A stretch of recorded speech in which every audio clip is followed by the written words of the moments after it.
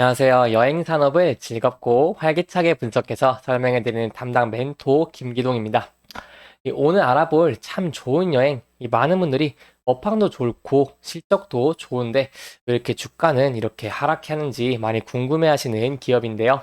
하지만 지금부터는 참 좋은 여행이라는 이 기업, 여러분들이 궁금해하시는 내용부터 해서 그 어떤 내용이든 대한민국에서 가장 깊이 있게 끝까지 추적하도록 할 테니까요. 제가 얼마나 파고드는지 지켜보시면서 진심으로 저와 함께 성장해 나갔으면 좋겠습니다. 설명해 드리기 앞서 오늘은 2023년의 마지막 개장일인데요. 연말 잘 보내시고요. 이 새해 복은 이 수익으로 받으시기를 기원하겠습니다.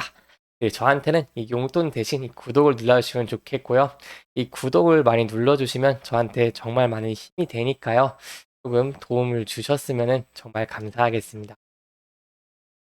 이어서 이번 시간에는 참 좋은 여행의 주가의 흐름에 대해서 살펴보도록 하고요.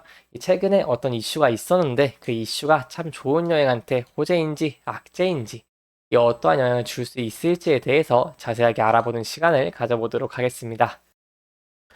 오늘은 참 좋은 여행이 0.58% 정도 상승을 하면서 좀 긍정적인 모습을 보여주고 있고요. 제가 저번에 말씀드린 이 11선, 11선이 지금 저항 역할을 하면서 소폭 이렇게 윗꼬리를 달린 것을 확인할 수 있습니다.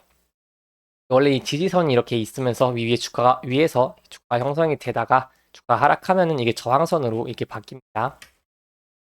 그렇기 때문에 현재 가장 중요한 여부는 이 11선을 뚫을 수 있는지 여부를 파악을 하는 것이고요. 이 11선을 뚫으면은 조금 더 추가적인 상승을 기대해 볼 수 있겠고, 여기 7,000원 부근대 7,000원에서 7,000원 중반 부근대 매물대가 있기 때문에 매물대를 조금 뚫어주면서 11선 위로 안착을 하면은 조금 앞으로 좀 긍정적인 방향을 기대해 볼 수 있겠습니다. 또한 이 8월에 한번 이렇게 급등이 나왔었는데요. 이때 6년 만에 중국 단체 관광객이 풀린다고 하면서 기대가 나왔습니다. 하지만 이 기대와 달리 좀 실상은 현재 좀 다르다고 할 수 있겠는데요.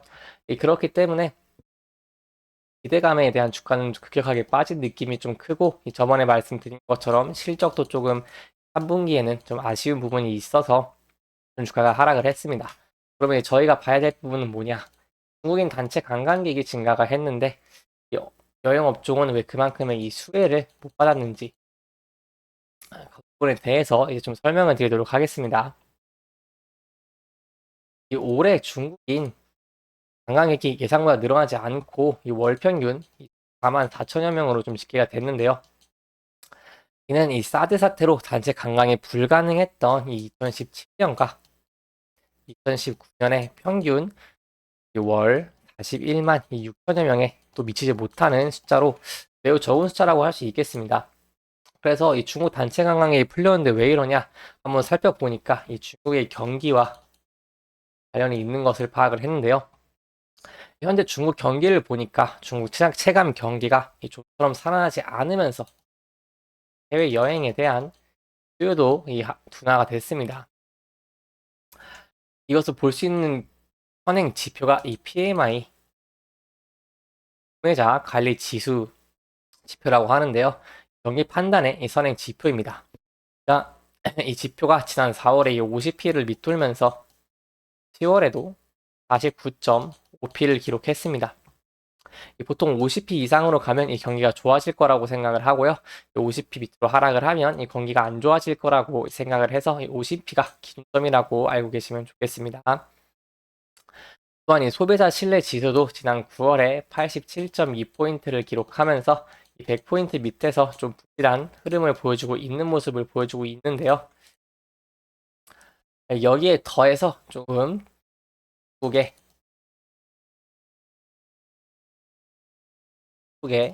관광의 특징이 좀 변화한 점도 한번 생각을 해봐야 되겠는데, 예전에는 좀 단체 관광 여행을 많이 선호를 하고 그렇게 많이 온 경향이 컸지만 현재는 이 개별 여행 선호도가 높아지고 있고 방문 연령층이 좀 낮아지면서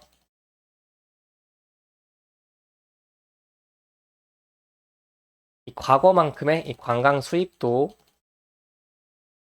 벌어들이지 못하고 있습니다. 또한 이 방한 중국인 관광객 중에 이 30세 이하의 비율은 올해 40.6%로 2015년과 2019년 대비 약 4.8%에서 5% 정도 높아졌습니다. 아무래도 좀 나이가 드신 분들이 이 단체 관광을 좀 선호를 하다 보니까 이렇게 젊은 층의 수요가 좀 증가를 했다는 것은 이렇게 패키지 여행하는 이 여행사들에게는 조금 악재라고 할 수 있겠죠. 또한 이 2019년 기준 30세 이하의 이 방한 중국인의 평균 여행 지출 경비도 331달러였지만 다른 연령층보다 다른 연령층인 346달러보다 매우 적은 것을 저희가 조금 봐야 되겠고요. 그렇기 때문에 이 중국인 단체 관광객에 대한 이 수혜를 많이 받지 못하고 있는 것으로 보고 있습니다. 또한 이 여행하면은 일본이 좀 중요하죠. 이 엔화보다 따라서 이 엔화보다 이 원화가 강세인 점이 이 관광객 유치에도 마이너스라고 할 수 있겠는데요. 2019년 대비 2023년 원 위안 환율 상승률은 이 9.7%를 기록을 했고요. 이 반면에 엔 위안 환율 상승률은 24.3%에 달했습니다. 따라서 이 엔화 가치가 크게 떨어지면서 이 일본에 대한 여행의 수요가 늘어났고 한국 여행지 경쟁력이 떨어졌기 때문에 이 중국인 단체 관광객에 대한 수혜를 보지 못했다고 할 수 있겠습니다. 그럼에도 긍정적인 부분은 이 패키지가 좀 젊은 층에서도 선호가 되고 있다는 것인데요. 이 고환율과 고유가로 이 비용에 대한 걱정이 좀 많아진 젊은 층 MZ 세대들이 비용을 좀 줄이기 위해서 이 단체 패키지 여행을 좀 많이 가는 추세다 보니까 이 MZ들을 어떻게 공략할 수 있을지가 좀 핵심이라고 할 수 있겠고요. 또한 이 엔저 형상이 계속되고 있기 때문에 여행에서 가장 중요한 건 이 가격과 시간이라서 일본으로 가는 수요층이 이렇게 계속해서 좀 탄탄하게 유지를 해준다면은 참 좋은 여행도 4분기에는 좀 좋은 실적을 기대해 볼 수 있겠습니다. 이렇게 이번 영상은 전체적인 좀 흐름을 좀 짚어보고 최근 이슈에 대해 설명을 드리면서 진행을 했고요. 해당 영상은 개인적인 의견이 많이 들어갔기 때문에 투자자분들의 주관적인 생각과 해당 내용을 토대로 현명한 선택을 하시면 좋을 것 같습니다. 이 영상 잘 보셨다면 좋아요와 구독 부탁드리고요. 해당 영상뿐만 아니라 대기업에서는 그 누구보다 열정적인 멘토들이 많으니까요. 부디 타 종목의 영상도 시청해 주시길 바라며 오늘 영상 마무리하도록 하겠습니다. 끝까지 시청해 주셔서 감사합니다.